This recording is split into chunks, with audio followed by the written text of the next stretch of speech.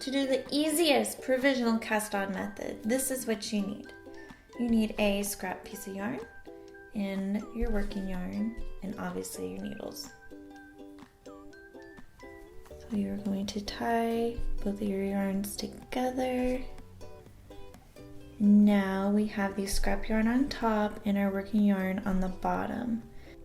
Now with your needle, this is how I'm going to hold both of my yarns. Okay, and then you're going to go under and over, back under the working yarn and around, just like that. And that made 2 stitches. Okay, let's do it again. Under, over the scrap yarn, under the working yarn, and in the middle. That just made 2 more. So for this project, we are going to cast on 86. So we just do this 43 times. Okay, let's do it again.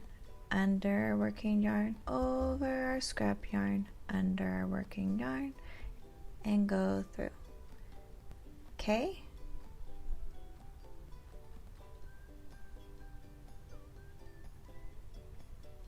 I'm trying not to hold my yarn too tight.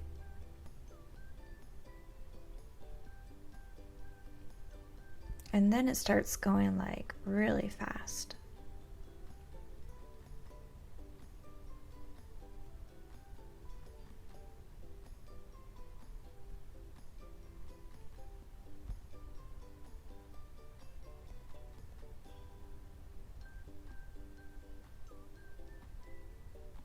Okay, and that is the easiest way to do the provisional cast on. So this looks really scary on the circular needles, but I promise it will work. Okay, so I'm still just holding on to my scrap yarn just to keep that last stitch on there, right?